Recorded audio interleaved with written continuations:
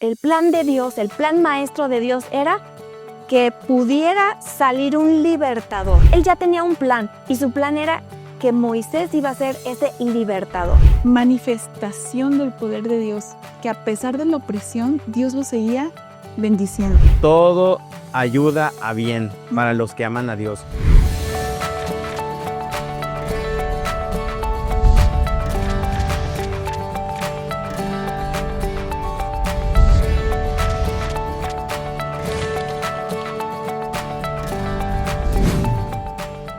Hola, ¿qué tal? Me da mucho gusto que nos estén acompañando nuevamente en el programa de Lecciones de Escuela Sabática Universitaria. Hoy me acompañan 3 compañeros increíbles a los que quiero presentarles, bueno, más bien que ellos se presenten y nos contesten una pregunta muy sencilla. ¿Alguna vez en su vida han sentido presión? ¿Cómo se sintieron? Bueno, mi nombre es Fernando Martínez, trabajo en la Universidad de Montemorelos en la Facultad de Ciencias Empresariales y Jurídicas. Y recordando presión, me podría referir un poquito cuando rentábamos. En ese departamento no podíamos hacer ningún cambio que no fuera autorizado por el dueño. Entonces, de cierta manera, vivíamos un poquito oprimidos, podríamos decirlo así. Yo soy Elisa Mena, soy docente en comunicación y medios aquí en esta institución y yo me acuerdo muy bien, tenía 3 o 4 años cuando me regañaron muy feo. Entonces le dije a mi papá que me iba de la casa, así que empaqué unos 3 juguetes y me fui a la casa de mi abuelita, donde por cierto me pusieron a lavar platos por andar de creativa. Hola, mi nombre es Oscar Díaz, yo soy cirujano plástico y sí, efectivamente me he sentido oprimido en alguna ocasión. Todos los médicos hemos pasado por esta etapa que se llama internado de pregrado y en algunos casos residencias médicas. Entonces, en esos periodos siempre se siente la opresión de los médicos que están arriba de nosotros. Ellos ejercen cierta presión sobre los de años inferiores y bueno, pues todos hemos pasado por esa etapa. Mi nombre es Yared García y trabajo en la coordinación de las carreras de Contaduría Pública y Administración de Negocios en la Facultad de Ciencias Empresariales y Jurídicas. Y mi historia es muy breve y muy sencilla. Cuando estudiaba la carrera, en la parte final hay que hacer una tesis y yo me sentí muy oprimida porque mi director de tesis no le gustaba nada, así que me hacía retrabajar y retrabajar y retrabajar hasta que finalmente le gustó. Y quiero que esto pues nos sirva como una pequeña introducción porque estamos iniciando con un programa muy interesante, hablando de un pueblo que tuvo muchos años opresión. Pero antes de comenzar, quisiera que por favor, profe Fernando, nos pudieras dirigir en oración para que podamos iniciar este estudio bíblico. Claro que sí. Querido Dios, Señor, te damos gracias por la oportunidad de estudiar tu palabra. En esta ocasión, entender un poquito la historia del Éxodo y que nos permite que tú nos acompañes durante esta presentación y que el Santo Espíritu pueda ayudarnos a reflejar verdaderamente todo lo que tú quisiste hacer en esta historia de amor, Señor. En Cristo Jesús. Amén. Muchas gracias. La primera parte de Éxodo, el primer versículo dice: estos son los nombres de los hijos de Israel que entraron en Egipto con Jacob. Cada uno entró con su familia. Y saben, esto cuando lo estaba leyendo me hizo recordar de un evento que viví hace unos 2 meses por aquí y quisiera que la cámara enfocara esta fotografía porque quiero compartirles lo que se ve, pero también lo interesante es lo que no se ve. Aquí lo que se ve es un festejo, una celebración por un logro, pero atrás de eso, además de 7 años de estudio, de sacrificio, pues hay otros 10 en donde tuvimos que sufrir para salir adelante de las circunstancias en las que estábamos. Y eso me hizo recordar justamente esta parte del Éxodo. Este momento en donde los israelitas empiezan a tener esas vivencias, esas experiencias negativas. Y yo quisiera preguntarles, compañeros, ¿cómo estaba el pueblo en ese momento? ¿Cuál era el contexto histórico o cómo se sentían en ese momento los israelitas? ¿Quién me dice cómo se sentían? ¿Qué estaba pasando? Hay un versículo muy interesante que me llama la atención en Éxodo capítulo 1 y el versículo 6, que dice: y murió José, todos sus hermanos, y he aquí la clave, que yo creo que es lo que da pie para toda la historia.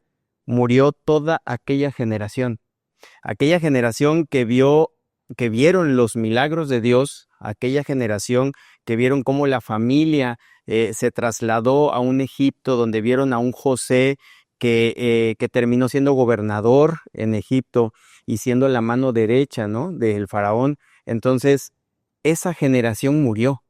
Así que las generaciones que siguieron ya no conocían los milagros de Dios. Y creo que ese es el problema, o fue el problema con el pueblo de Israel. Comenzó a acostumbrarse demasiado a las tradiciones y al momento histórico que ellos estaban viviendo, olvidando quién los había librado en otras ocasiones. Muy bien, muy interesante lo que compartes, Oscar. Y además de eso que había pasado con los israelitas, a mí me llamó mucho también la atención lo que pasó del otro lado, con el faraón. ¿Sí? Que dijo el faraón, oye, estos están creciendo y creciendo y creciendo, y se me hace que puede venirse esto en contra. ¿Algo que quieras compartir, Elisa? Claro que sí, vio el crecimiento demográfico como una amenaza y entonces ahí es donde comienza el trabajo forzado como una herramienta de control. Pero algo curioso es que justamente cuando estaba estudiando la lección, es que esta multiplicación, ¿no?, de los 70 que llegaron aproximadamente a ya los millones que salieron de Egipto, fue para manifestación del poder de Dios, que a pesar de la opresión, Dios lo seguía bendiciendo. Y que si permitió la aflicción, esto está en Profetas y Reyes, por la escritora Elena G. de White, dice que si permitió la aflicción fue para intentar mantenerlos separados de la idolatría. Porque cada que llegaban a idolatría, pues había pues esta aflicción que consecuencia de esa, de alejarse de Dios. Creo que fue también como una consecuencia natural, ¿no? O sea, ellos llegaron y al verse mezclados, que ese es el problema siempre, ¿no? Se mezcla uno con los demás y poco a poco puede que parte de tu esencia, de tu identidad adoptes costumbres, ¿no? Como dice el dicho, el que con lobos anda, aullar se enseña, ¿no? Okay. Y eso es lo que aplica creo que muy claramente aquí, incluso pues ya mucho más adelante lo vamos a ver, ¿no? Cómo fue que el pueblo de Israel quedó impregnado de todas las costumbres egipcias e incluso llegaron a extrañar, a pesar de ver todos los milagros que Dios hizo por ellos, ¿no? Y yo creo que eso, trasladándolo a lo mejor un poquito a algo de nuestro tiempo, pues nos habla de que tenemos que prestar atención a dónde vamos, en qué ambientes estamos, con quiénes nos juntamos, de qué personas nos rodeamos. Y aunque podamos tener una cosmovisión firme como la tuvo José, creo que la tentación es más fuerte, ¿no? Y fíjense que a pesar de todo esto que estaban experimentando, porque era real, o sea, no era un momento que pasaba y después los egipcios volvían a ser amigos de los israelitas, no, era constante, permanente, más de 400 años. El Señor siempre estuvo ahí.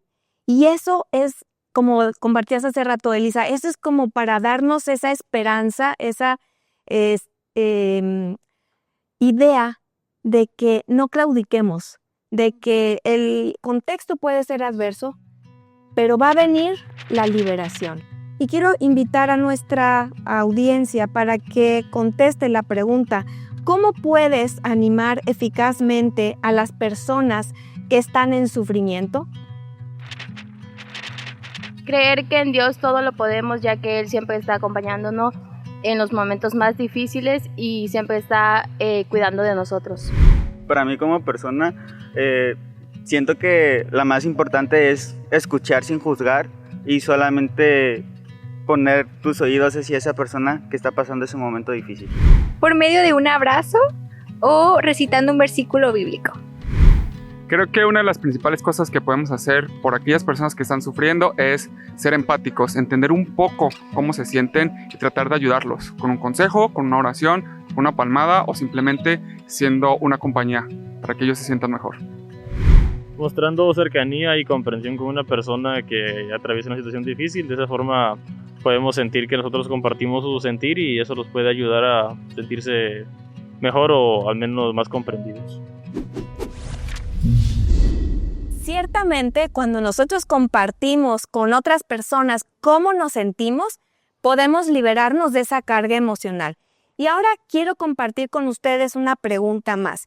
¿Cuál fue el papel clave que desempeñaron dos mujeres en este contexto?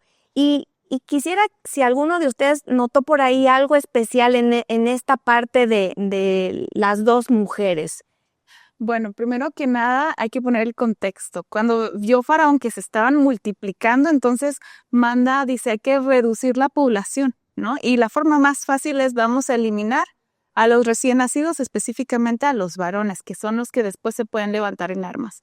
Entonces tenemos a dos parteras que curiosamente son los primeros nombres de mujeres registrados en el Éxodo. Y cabe mencionar, Elisa, que son nombres de mujeres no hebreas. Es decir, eso también nos tiene, al menos a mí me da un mensaje muy claro. Así es, y entonces vemos aquí no nada más esta objeción de conciencia hacia una figura de autoridad, y que dice la Biblia que le temieron más a Dios.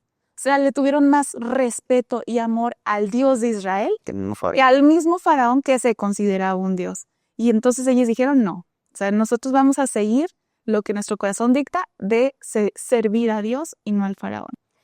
A mí me llama mucho la atención que a lo largo de la Biblia, cuando se leen las historias, a veces aparecen historias de las que no sabemos sus nombres, como la pequeña criadita, o como la viuda de Naín, o como tantas... La mamá de Sansón. La mamá de Sansón. Pero en este caso son mujeres relevantes por su trabajo, porque aquí detrás de todo esto el plan de Dios, el plan maestro de Dios era que pudiera salir un libertador, porque no era que Dios no se daba cuenta de esto. No sé ustedes qué piensan, pero Dios se estaba dando cuenta. Y él ya tenía un plan, y su plan era que Moisés iba a ser ese libertador. Así que, ¿qué hace? Crea el escenario. ¿Y cuál es ese escenario? Pues un escenario donde Moisés pudiera nacer, porque ya el faraón había dicho, no más hombres. Entonces crea ese escenario justamente como dices, Elisa, temiendo a Dios. O sea, había un contexto y un concepto del Dios verdadero muy claro. ¿De qué manera entonces puede en este momento nosotros, que estamos ahora aquí en este siglo, de qué manera Dios podría estar utilizando estas situaciones que estén a nuestro alrededor para sacar estos líderes que necesitan este tiempo? ¿Qué opinan? Pues yo creo que aquí habla algo básico, es el temor de Dios, ¿no? O sea, y es algo a lo que siempre hace hincapié la Biblia, ¿no? El temor a Dios. Y lo vemos no solamente en las partes, lo vemos siempre en la historia. Desde David, Moisés, temieron a Dios, ¿no? Que es el principio de todo, de toda la sabiduría, del amor, de la fe, el temor a Dios, ¿no? Y aquí vemos como Cifra y Fua, porque hay que mencionar los nombres porque sí, que no se nos olvide. Exactamente, tuvieron el temor a Dios, a pesar de que no eran hebreas, y recibieron una orden expresa del faraón, ¿no? Entonces, en este caso, recalcar simplemente que el principio, o de lo que no tenemos que olvidar nosotros, es que debemos temer a Dios, ¿no? Respetar a Dios, amarle. El principio de la sabiduría. El principio de la sabiduría, el temor de Dios, ¿no? Fíjate que normalmente pensaríamos que el nombre del faraón aparecería en la Biblia, ¿no? O que alguno de los otros líderes también, pero no, la Biblia habla de líderes, la Biblia habla de faraón, pero estos dos nombres de dos personas que probablemente suenen insignificantes, ¿no? Porque eran simples parteras, y por el nombre, por lo que estoy comentando, no es que sea simple su trabajo, sino era muy importante. Recibían a los hijos. Pero como la Biblia es tan explícita en poner los nombres de los dos, este es un reconocimiento enorme, porque sus nombres quedaron plasmados hasta el día de hoy. ¿Quién iba a decir que a Cifra y a Fua se les iba a recordar después de miles de años después? En cambio, nadie conoce el nombre del faraón, todos lo conocemos como faraón, que la lección después trae su nombre porque hace un recuento histórico. Pero me llama mucho la atención eso, cómo Dios, siendo probablemente una de las labores no tan reconocidas, Dios las reconoce y las pone en este pedestal poniendo su nombre, ¿no? Y sus nombres preservados para la posteridad y probablemente para la eternidad, ¿no? Entonces, ¿eso qué nos da a entender? Que tenemos que ser fieles a la verdad, que tenemos que ser fieles a Dios, no importa los problemas que vengan y no importa lo que las autoridades nos estén imponiendo, nosotros si sabemos que eso está mal, tenemos que ser los primeros en señalarlo y en hacer las cosas correctamente. Fíjate que lo que estás comentando, Oscar, es muy cierto. Realmente, para mí también el trasfondo de por qué están estos nombres ahí es para recordarnos que nuestra recompensa no es aquí, es para el futuro.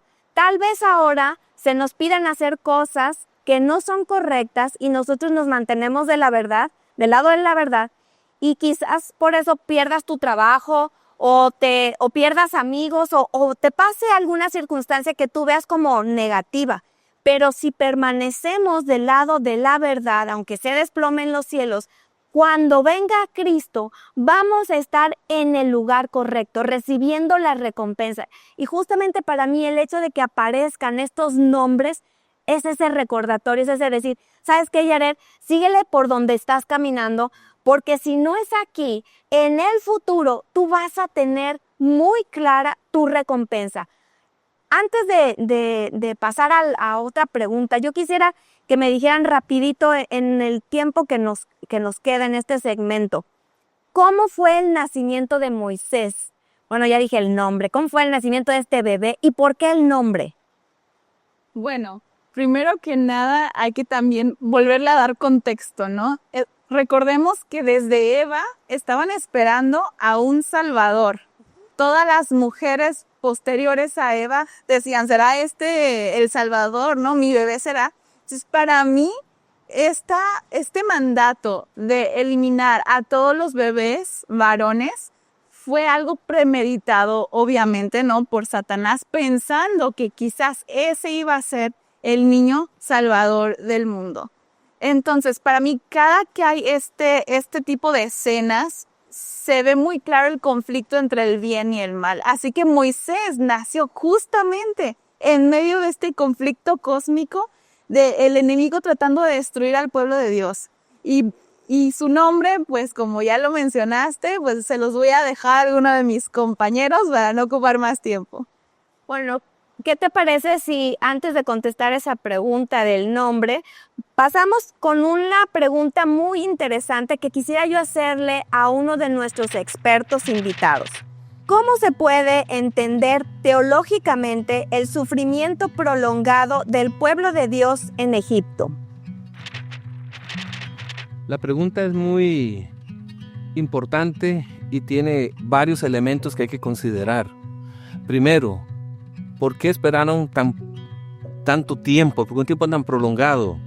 Bueno, Dios le había prometido a Abraham y le había anunciado en Génesis capítulo 15 que ellos estarían 400 años esclavos. Génesis 15:13.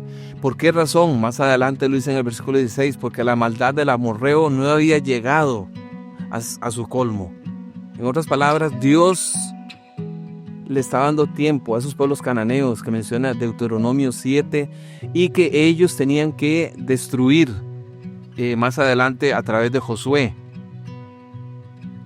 Dios estaba dando un tiempo de misericordia para que esas naciones mostraran si se arrepentían o no se arrepentían. Por ese periodo que Israel estaría en el extranjero.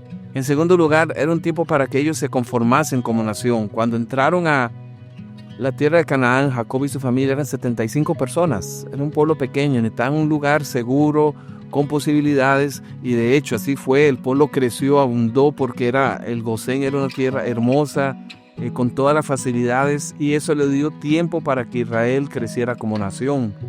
Y luego vendría un tiempo de esclavitud, que en medio del dolor y sufrimiento muchas veces es donde las personas se forman, en donde salen a relucir detalles del temperamento, del carácter, y donde se forma en ese crisol una nación.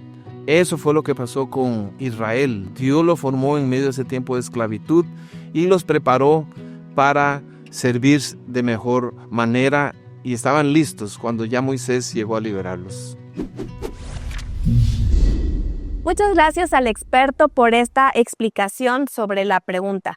Y hace un momento preguntaba yo cómo se llamaba este bebé que nació para libertar, y me gustaría que tú que nos estás viendo pudieras poner aquí también en la cajita de comentarios cuál fue la razón que tú piensas por la que este personaje se cambió de alguna manera el nombre. A ver, por aquí, ¿qué nos pueden decir?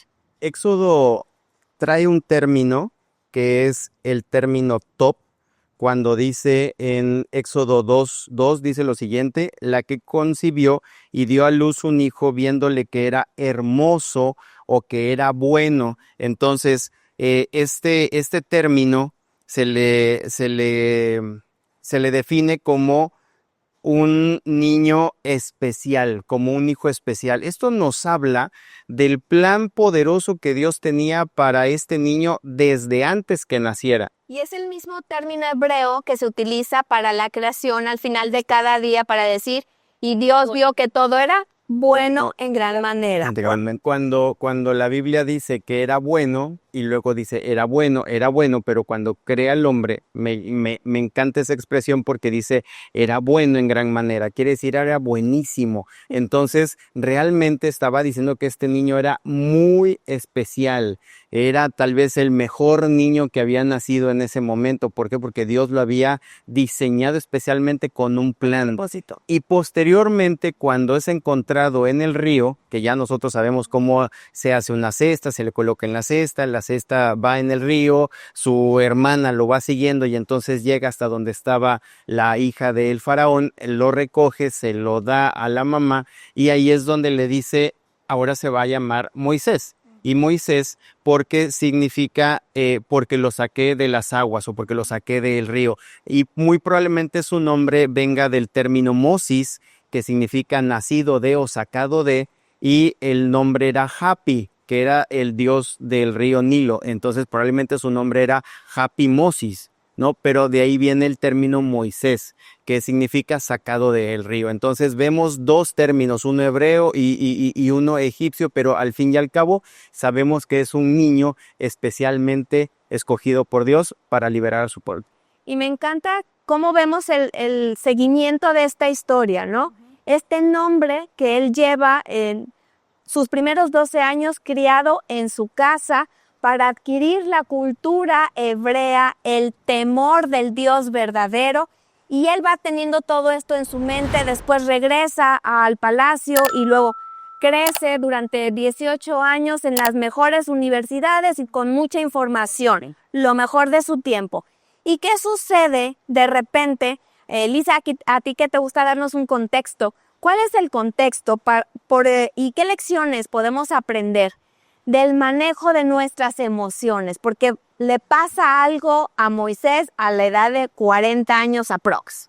Bueno, yo creo que le pasó lo que a veces a nosotros nos sucede cuando estamos viendo una injusticia que nos hierve la sangre. Este niño creció en un ambiente de justicia. Me imagino que le inculcaron desde muy pequeño, en sus primeros 12 años, lo que era bueno, lo que era malo. Entonces, él, al ver lo que estaba pasando, pues ese sentimiento de injusticia le creció. Y aparte, venía con escuela militar egipcia. Así que no era un niño indefenso, era un hombre estudiado en artes marciales de guerra.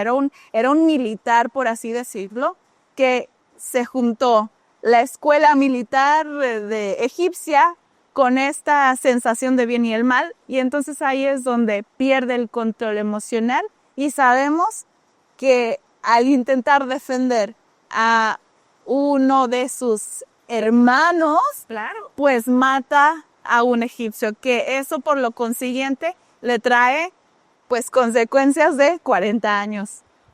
Muy bien. Cierto. Y no sé, profe, ¿quieres comentar? No solamente estaba meditando en que siempre humanamente pensamos en la justicia por medio de la violencia, ¿no? Siempre se acude a la violencia, a la fuerza, pero muchas veces los planes de Dios no son esos, trascienden más allá, ¿no? Y es lo que esperaban también cuando vino Jesús. Ajá. Los judíos esperaban lo mismo, no esperaban que hubiera una rebelión, una guerra, ¿no? Militar. Ajá, exactamente. Y yo creo que a lo mejor de cierta manera Moisés también sentía esa presión porque había recibido la mejor educación, preparado por lo mejor de su momento y dijo, mis hermanos no han recibido lo que yo tengo una responsabilidad, ¿no? Ve esta situación, movido por las emociones, como hablamos al principio, pues actúa. Pero ese actuar, pues provoca las consecuencias que ahora lo vemos en retrospectiva como parte de su camino, de su andar, porque en esos 40 años, pues todo lo que vivió, pero no sé si haya sido el plan divino, el plan original. Sí, el plan era que él fuera un caudillo del pueblo de Israel, pero no en ese momento, porque precisamente cuando el faraón dice, caray, este muchacho se está rebelando y entonces va a ser el caudillo del pueblo, me los va a rebelar, entonces vamos a matarlo. Tuvo que salir, ese no era el plan de Dios. El plan de Dios era sí ser un caudillo, era ser el libertador, pero no de esa manera. Entonces, las emociones de Moisés lo llevaron a querer, o tal vez inconscientemente, adelantar el plan y no era el momento. Dios lo estaba preparando, por eso lo puso en las mejores escuelas, lo puso con las mejores educaciones, lo puso en la mejor familia en ese momento, pero no era ese el momento del plan de Dios. ¿Cómo nos ayuda Romanos 8:28 a entender esta importante verdad de que cuando Dios tiene un plan y un propósito, a pesar de lo que hagamos nosotros, se va a cumplir? ¿Alguien que quiera comentar? Romanos 8:28 es uno de mis versículos favoritos, si no es que el favorito. Todo ayuda a bien para los que aman a Dios. Entonces, Dios va a ocupar eso que probablemente tú puedas pensar que es un error, Dios lo va a ocupar a su favor. Así que no hay que desanimarnos ni hay que tener miedo. Dios va a utilizar probablemente nuestros errores, nuestras debilidades para su honra y su gloria. Así es, amigos. Si tú también estás convencido de que Dios tiene un propósito para tu vida, no importa lo que haya pasado atrás. Dios tiene planes para tu bien, pero también para el bien de los demás. Te invitamos para que nuestra siguiente emisión tú también compartas con nosotros cómo te sentiste animado por Dios al saber que Él escucha tus necesidades. Hasta la próxima.